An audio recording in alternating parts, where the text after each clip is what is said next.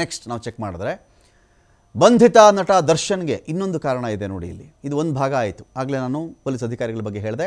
Next ಕೇಸ್ಗೆ ಬರ್ತಾ ಇದ್ದೀನಿ. ಈಗ ಬಂಧಿತ ನಟ ದರ್ಶನ್ಗೆ ಹಳೆ ಕೇಸ್ಗಳೆಲ್ಲ ಓಪನ್ ಆಗ್ತವ. ಈಗ ಹೊತ್ತದಿಂದ ಅನೇಕ ಹಾವುಗಳು ಒಟ್ಟೊಟ್ಟಿಗೆ ಎದ್ದು ಬರ್ತಾ ಇವೆ. ಈಗ ಹಳೆಯ ಪ್ರಕರಣಗಳು ಮುಳುವಾಗುತ್ತವ ಅಂತ ಒಂದು ಪ್ರಶ್ನೆ ಇದೆ. ಇಲ್ಲಿ ಒಂದೊಂದಾಗಿಯೇ ನಟ ದರ್ಶನ್ ಸುತ್ತಿಕೊಳ್ತಾ ಇದೆ ಹಳೆ ಕೇಸ್ಗಳು.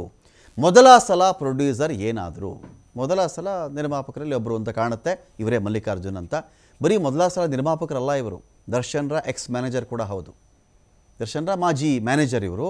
ಈ ಮನುಷ್ಯ ನೋಡ್ರಿ ಇವತ್ತರೆಗೂ ಕಾಣಿಸಿಲ್ಲ. ವಿಷಯ ಏನು ಗೊತ್ತಾ? 2 ಕೋಟಿ ರೂಪಾಯಿಯ ವಿಷಯ. ದರ್ಶನ್ ಮತ್ತು ಈ ಮಲ್ಲಿಕಾರ್ಜುನ್ ನಡುವೆ 2 ಕೋಟಿ ರೂಪಾಯಿ ಇಶ್ಯೂ ವಿವಾದ ಆಗಿತ್ತು. ದೊಡ್ಡ ವಿವಾದ ಆಗಿತ್ತಿದು. ಏನೋ ಈ ಮನುಷ್ಯ 2 ಕೋಟಿ ರೂಪಾಯಿಗಳಲ್ಲಿ ಅವ್ಯವಹಾರದಲ್ಲಿ ಶಾಮೀಲಾಗಿದ್ದಾನೆ, ತನಗೆ 2 ಕೋಟಿ ಬರಬೇಕಾಗಿತ್ತು, ಆ 2 ಕೋಟಿನ ತಿಂದುಬಿಟ್ಟಿದ್ದಾನೆ ಅಂತ ಆರೋಪ ಬಲವಾಗಿ ಕೇಳಿ ಬಂತು. ಬಹಳ ದಿನಗಳ ಕಾಲ ಅದು ಇದು ಕೇಸ್ ಅಂತೆಲ್ಲ ಆಯಿತು. ಕೊನೆಗೆ ಈ ಮನುಷ್ಯ ನಾಪತ್ತೆ. ಇವತ್ತಿನವರೆಗೂ ರೀ ಈ ಮನುಷ್ಯನನ್ನು ನಾನು ಜೀವಂತವಾಗಿ ನೋಡಿದ್ದೀನಿ ಅಂತ ಹೇಳುವಂತಹ ಒಬ್ಬ ವ್ಯಕ್ತಿ ಇಲ್ಲ.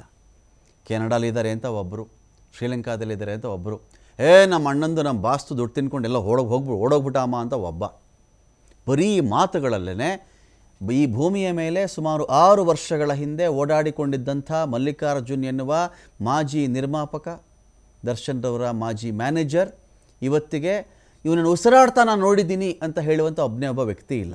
ಹಾಗಾದರೆ 2 ಕೋಟಿ ಕೇಸ್ನಲ್ಲಿ, 2 ಕೋಟಿ ರೂಪಾಯಿಗಳ ಕೇಸ್ನಲ್ಲಿ ದರ್ಶನ್ ಮತ್ತು ಈ ಮಲ್ಲಿಕಾರ್ಜುನ್ ನಡುವಿನ ವೈಮನಸ್ಸು ಯಾವ ಹಂತಕ್ಕೆ ಹೋಯಿತು? ಯಾರನ್ನಾದರೂ ಕೇಳಿ ನೋಡಿ ನೀವು.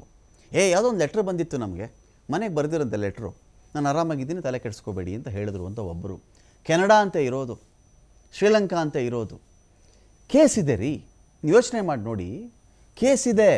ಈ ವ್ಯಕ್ತಿಯಿಂದ ನಿಲ್ಲಿಸಿ ಅಂತ ಕೋರ್ಟ್ ಕೂಡ ಹೇಳಿದೆ. ಹೆಬಿಯಸ್ ಕಾರ್ಪಸ್ ಹಾಕ್ಕೊಂಡಿರಬೇಕು. ಹೆಬಿಯಸ್ ಕಾರ್ಪಸ್ ಹಾಕಿದ್ರೆ ಪೊಲೀಸರು ಎಲ್ಲಿದ್ದರೂ ತಂದು ನಿಲ್ಲಿಸ್ಬೇಕು ಆ ವ್ಯಕ್ತಿಯನ್ನು. ಡೆಡ್ ಆಗಿದ್ರೆ ಡೆಡ್, ಅಲೈವ್ ಇದ್ದರೆ ಅಲೈವ್ ಹೇಳಬೇಕು. ಸತ್ತೋಗಿದ್ದಾನೆ ಸ್ವಾಮಿ, ನಾಪತ್ತೆ ಆಗಿದ್ದಾನೆ ಸ್ವಾಮಿ, ಇಂಥ ದೇಶದಲ್ಲಿ ಇದ್ದಾನೆ ಸ್ವಾಮಿ, ಕಂಡುಹಿಡಿತಾ ಇದ್ದೀವಿ ಪಕ್ಕದ ರಾಜ್ಯದಲ್ಲಿ ಇದ್ದಾನಂತೆ ಸ್ವಾಮಿ. ಏನು ಅಸಾಧ್ಯನಾ? 6-7 ವರ್ಷ ಬೇಕೇನ್ರಿ ಈ ಮಲ್ಲಿಕಾರ್ಜುನ್ ವ್ಯಕ್ತಿಯನ್ನು ಪತ್ತೆ ಹಚ್ಚಕ್ಕೆ? ಸರಿಯಪ್ಪ, ಬೇರೆ ದೇಶದಲ್ಲೇ ಇದ್ದಾನೆ, ಕೆನಡಾ, ಶ್ರೀಲಂಕಾ, ಯಾವುದೋ, ಇವು ನೇಮ್ ದ ಕಂಟ್ರಿ, ಯಾವುದೋ ಒಂದು ದೇಶ. ಆ ದೇಶದಲ್ಲಿದ್ದಾಗ ಪೊಲೀಸರಿಗೆ ಮಾಹಿತಿ ಇರಬೇಕು ಅದ್ರ ಬಗ್ಗೆ, ಈ ಮನುಷ್ಯ ಏನಾದ ಅಂಥೇಳಿ. ಜರ್ಮನಿಲಿದ್ದಂಥ ಪ್ರಜ್ವಲ್ನೇ ಹೇಳ್ಕೊಂಡು ಬಂದಿಲ್ವಾ? ಕರ್ಕೊಂಡು ಬಂದಿದ್ದಾರಾ ಇಲ್ವಾ? ಕೂರಿಸಿದಾರಾ ಇಲ್ವಾ? ಮುದ್ದೆ ಮುರಿತಾ ಇಲ್ವಾ ಪ್ರಜ್ವಲ್ಲು? ಭಾಗ 1, ಭಾಗ 2. ಈಗ ಈ ಮನುಷ್ಯ ಎಲ್ಲಾದರೂ ಇರಲಿ, 2 ಕೋಟಿ ಮೋಸ ಮಾಡಿದರೆ ದರ್ಶನ್ ವಸೂಲಿ ಮಾಡಿಕೊಳ್ಳಿ. 2 ಕೋಟಿ ಮೋಸ ಮಾಡಿಲ್ಲ ಅಂದರೆ ಈ ಮನುಷ್ಯ ಒಂದು ಪ್ರೂವ್ ಮಾಡಲಿ. ಭಾರತದ ಕಾನೂನಿದೆ ಇಲ್ಲಿ. ತಲೆ ಮರೆಸ್ಕೊಂಡೇ ಹೋಗಿದ್ರೆ ನೀವು ಬಿಡೋದು ಹೇಗೆ? ಆ ದೇಶದ ಕೋರ್ಟ್ಗಳಿಗಾದರೂ ಮಾಹಿತಿ ಹೋಗ್ಬೇಕಲ್ಲ. ಇಂಥನಿದಂತೆ ನಿಮ್ಮ ದೇಶದಲ್ಲಿ ಚೆಕ್ ಮಾಡಿ, ಈ ಮನುಷ್ಯನ ಟವರ್ ಚೆಕ್ ಮಾಡಬೇಕು, ಲೊಕೇಶನ್ ಚೆಕ್ ಮಾಡಬೇಕು, ನೀವು ಮೊಬೈಲ್ ನಂಬರ್ ಟ್ರೇಸ್ ಮಾಡಬೇಕು ನೀವು ಎಲ್ಲಿದ್ದಾನೆ ಅಂತ. ಏನೂ ಮಾಡದೆ ದರ್ಶನ್ ಹಾಗಾದರೆ ಈ ವ್ಯಕ್ತಿ ಬಳಿಯಿಂದ 2 ಕೋಟಿ ರೂಪಾಯಿಗಳನ್ನು ಬಿಟ್ಬಿಡ್ತಾರಾ ದರ್ಶನ್? We don't know. ಈ 2 ಕೋಟಿ ಕಳೆದುಕೊಂಡಿದ್ದರೂ ಕೂಡ ನಟ ದರ್ಶನ್ ಸುಮ್ಮನಾಗಿರೋದು ಹೇಗೆ? ಈ ಮಲ್ಲಿಕಾರ್ಜುನ್ ಯಾರು ಅಂತ ನೋಡಿದ್ರೆ ಪ್ರೇಮ ಬರಹ ಸಿನಿಮಾದ ಎಕ್ಸಿಕ್ಯೂಟಿವ್ ಪ್ರೊಡ್ಯೂಸರ್. ಯಾವ್ಯಾವ ಹಣ ಎಲ್ಲೆಲ್ಲಿ ಹೋಗಬೇಕು, ಏನು ಕತೆ, ಎಲ್ಲೆಲ್ಲಿ ಖರ್ಚಾಗ್ತಿದೆ ಅಂತ ಹ್ಯಾಂಡಲ್ ಮಾಡುವಂಥ ವ್ಯಕ್ತಿ, ಎಕ್ಸಿಕ್ಯೂಟಿವ್ ಪ್ರೊಡ್ಯೂಸರ್ ಆಗಿರ್ತಾರಲ್ಲಿ. ಮಲ್ಲಿಕಾರ್ಜುನ್ ಇದೇ ವಿಚಾರಕ್ಕೆ ಸಂಬಂಧಪಟ್ಟಂತೆ ದರ್ಶನ್ ನಡುವೆ ಒಂದು ವೈಮನಸ್ಸು ಬೆಳೆಯುತ್ತೆ. ದರ್ಶನ್ ಅಂದರೆ ಎಲ್ರಿಗೂ ಬರೀ ನಟ ಅನ್ನೋ ವಿಷಯ ಗೊತ್ತಿರುತ್ತೆ. ಆದರೆ ದರ್ಶನ್ ಕೆಲವು ಸಿನಿಮಾ ವಿತರಣೆಯಲ್ಲಿಯೂ ಕೂಡ ಒಂದು ಪಾಲಿದೆ. ಕೆಲವು ಸಿನಿಮಾಗಳಿಗೆ ತಕ್ಕ ಮಟ್ಟಿಗೆ ಹಣ ಕೂಡ ಹಾಕಿರೋದು ಉಂಟು. ಈ ವಿಷಯ ಅನೇಕರಿಗೆ ಗೊತ್ತಿಲ್ಲ. ಇರಲಿ, 7-8 ವರ್ಷಗಳಿಂದ ಈ ವ್ಯಕ್ತಿ ನಿಗೂಢವಾಗಿ ಕಣ್ಮರೆಯಾಗಿದ್ದಾನೆ ಮಲ್ಲಿಕಾರ್ಜುನ್. ಇತ್ತೀಚೆಗೆ ಮಲ್ಲಿಕಾರ್ಜುನ್ ನಾಪತ್ತೆ ಆಗಿರೋ ಬಗ್ಗೆ ಚರ್ಚೆ ಆಗಿತ್ತು.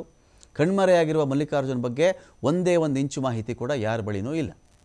ಯಾರ ಬಳಿಯಾದರೂ ಇರಲಿ ನೋಡಿ, ಈ ಒಂದು ನ್ಯೂಸನ್ನು ಯಾರು ಎಲ್ಲೇ ನೋಡ್ತಾ ಇರಿ ನೀವು, ಇದನ್ನು ಬ್ರೇಕ್ ಮಾಡಿದ್ದೆ ನಾವು.